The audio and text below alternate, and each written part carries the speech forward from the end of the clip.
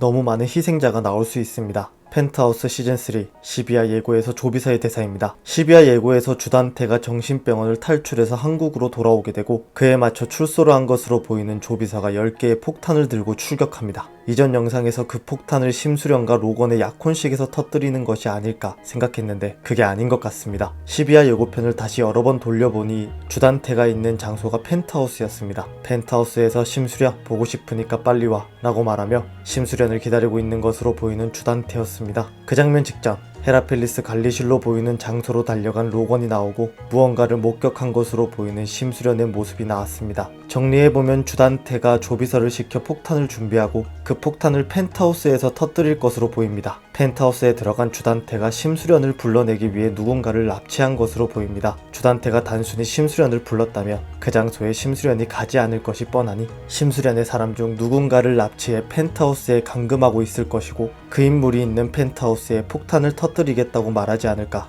생각됩니다. 그렇게 주단태에게 납치를 당하는 인물은 석경이가 아닐까 생각됩니다. 석경이를 이용해 주단태가 심수련을 펜트하우스로 유인할 것이고 약혼식을 끝낸 로건이 심수련이 사라지자 그녀를 찾기 위해 CCTV를 확인하러 관리실에 간 것으로 보이는데요. 그렇게 로건이 심수련이 펜트하우스로 갔다는 사실을 알게 되고 로건도 펜트하우스로 가지 않을까 생각됩니다. 그렇게 두 인물을 펜트하우스로 유인하는 것에 성공한 주단태가 다시 한 번의 폭탄 테러로 이번에는 두 인물 모두를 위험에 빠지게 만들지 않을까 생각되는데요. 하지만 이번 폭탄 테러로 죽음을 맞이할 인물은 없을 것으로 생각됩니다. 내가 가질 수 없으면 아무도 가질 수 없어. 알아? 라는 주단태의 대사를 보면 알 수 있듯이 주단태의 목적은 펜트하우스를 없애는 것이 목적이 아닐까 생각됩니다. 펜트하우스를 없애버리는 것과 같이 눈의 가시였던 로건과 심수련을 함께 보내버리려 했지만 심수련이 폭파 장면을 목격하고 있는 것을 봤을 때 그녀가 직접적으로 피해를 입은 것이 아닌 것으로 보입니다. 주단태가 일본으로 잡혀가기 전 펜트하우스에 거주하고 있었는데요. 주단태가 일본으로 잡혀간 뒤 심수련이 다시 펜트하우스로 돌아온 것으로 보입니다. 송 회장에게 천수지구 27번지와 펜트하우스를 돌려받았으니 다시 심수련의 것이 된 펜트하우스입니다. 그중 펜트하우스를 주단태가 없애버릴 것으로 보이죠. 그것으로 일본에서 돌아온 주단태의 첫 번째 악행이 시작될 것으로 보입니다. 모든 것을 잃은 주단태가 로건과 심수련의 목숨을 노리는 것으로 보이는데요. 많은 인물이 죽음을 맞이한 만큼 이제는 더 이상의 죽음이 없었으면 좋겠습니다.